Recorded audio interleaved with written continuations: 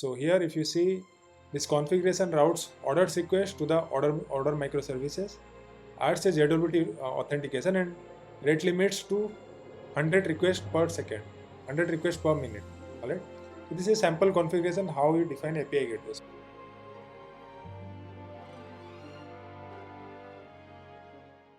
Hey everyone, welcome back to the channel. So today we are answering a common system design question and interview favorite question. What is the difference between a API gateway and a load balancer? But we'll go one step further. We'll also cover how modern API gateways now include built-in support for load balancing and what that means in terms of architectural design in real world. We'll understand that also. So let's dive in. So if I just explain you in a high level first, both load balancer and API gateway sit between your clients and your backend services, okay? But their purpose are quite bit different, okay? In short, load balancers handles traffic distribution among similar services, while API gateway handles request orchestration and service access and other request related, things in API gateway are handled. Let me explain in detail, okay? So first, let's just discuss in detail what is load balancer. Now, let me just change the slide. Now if you look at this, right? So this is our load balancer, this is our API gateway. Now what is a load balancer? So a load balancer is a component that distributes incoming traffic across multiple backend servers or instances, which could be similar, right? Here if you see there is a order service and there are 4 instances running. So load balancer ensures no single server is overwhelmed. That's why load balancer is used. So the main function of load balancer are, distribute traffic among similar instances based on algorithms like round robin, least connections, IP hash algorithm. All these things I have discussed in my previous video where I have discussed about different type of load balancing algorithm. By the way, this is our 4th video in the 3rd section of our RGB system design playlist. In this playlist, I am covering all the system design related concepts that are needed to learn in a well-structured manner. We have 9 sections to cover. I've already covered the first 2 sections, and right now we are covering the 4th topic of our 3rd section. So I'm going to cover all the 9 sections that you see. So you can just go to my YouTube channel or go to YouTube. You can just RGB system design playlist and will land on this playlist. Okay, so check this out. Okay, back to our topic. So the main function of load balancers are load balancers distribute traffic based on algorithms which I told. Next is load balancer support L4. I mean in the network layer L4, that means TCP or UDP based connectivity, and L7, that means HTTP/HTTPS based load balancing also it supports. Alright. So load balancers help in fault tolerance, scalability, and high availability. Now if you just look at an example about load balancer. So if you see here, we have defined Nginx config which evenly distributes traffic between app1 and app2, which are 2 instances which host the ordered service. So that was a sample of how load balancer works and what is a load balancer actually. So mainly theoretically load balancers distribute traffic among similar services, right? I mean instances of the same services. Now what is an API gateway then? So an API gateway is a specialized reverse proxy. We have already discussed about proxy, reverse proxy in my past videos. I'll drop that link. I'll put that link in the description. You can check that out to know what is a reverse proxy means. In brief, reverse proxy protects the servers from the outside world. I mean, it protects the server cluster from the clients or from the outer network. That's a brief. So gateway is a specialized reverse proxy that handles multiple things like routing, authentication, rate limiting, logging, and other API management tasks. Some of the key responsibilities of API gateway are it routes requests to specific microservice, right? Orders related microservice should go to order microservices. Payment related requests should go to payment microservices or some other microservice, let's say cart microservices, right? Now API gateway authenticate request using JWT, OAuth, etc. Okay, so authentication is one more part. API gateway can enforce rate limits, quotas, and access control using different kind of access control mechanism and rate limiting algorithms. Also, API gateway can transform request and response based on the need. All right.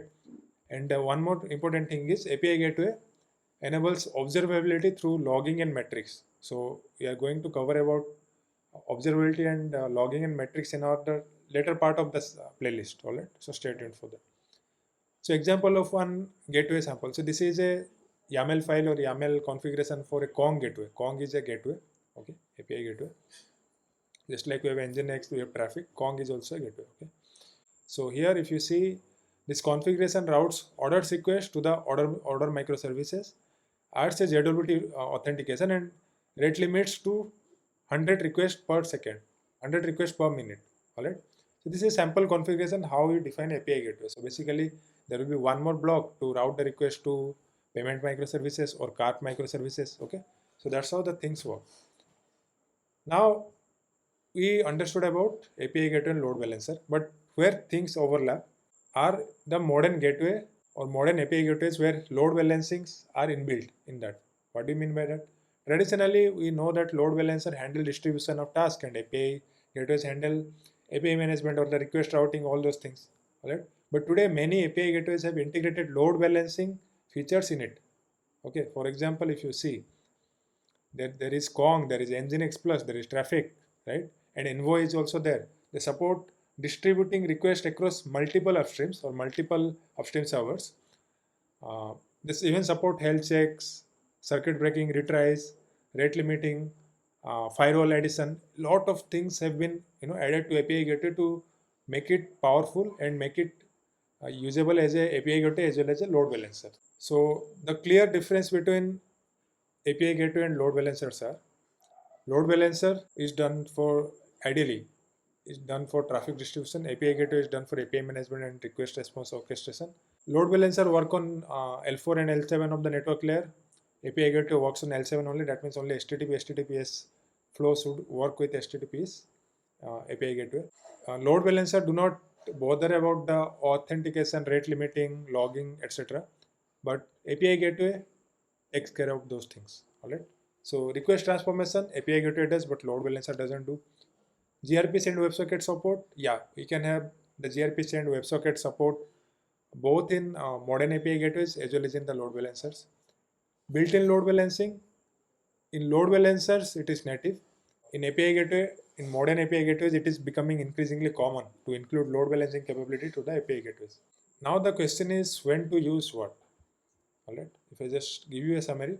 So use a load balancer when you need high performance L4 or L7 based routing. Right?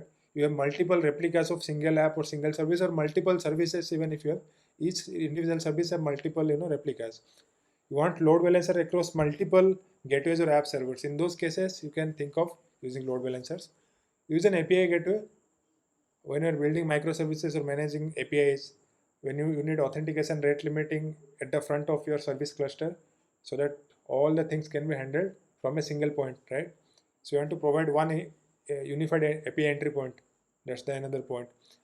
But as I told already, modern API gateways are coming with the inbuilt load balancing capability. So all the cloud services-based load balancers like Azure API Gateway, Google Load Balancer, AWS Elastic Load Balancer, those both act as a API gateway as well as a load balancers. Okay, so you can think about those things also. So what are the final thoughts? So in today's system, you don't have to choose between a API gateway or load balancer explicitly, because they serve different purposes, but together they form a foundation of reliable, scalable, and secure architecture of your entire microservices cluster.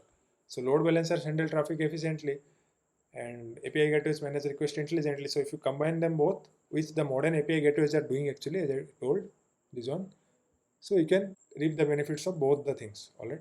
So thanks for watching this. So this was today's video. If you have any doubts, put them in the comment section. We'll discuss there. Let's target for 40 likes for this video. I'm targeting to reach 3,600 subscribers by the end of this month. So keep supporting. So keep an eye on this RGB system design playlist also. You'll be able to understand all the system design concepts in a structured way possible. All right. So just comment below if you want a deep explanation into service mesh versus API gateway next, because API gateway, the way API gateway works, service mesh also looks like that on a surface level, but there are some core differences. Service mesh is a little bit advanced concept, but popularly widely used in the orchestration infra, right? Kubernetes and all. So let me know if you want that video. I'll just create a video on service mesh versus API gateway also. So this is Preetam from DevMonk. Thank you for watching this video, and I'll see you in the next one. Thank you.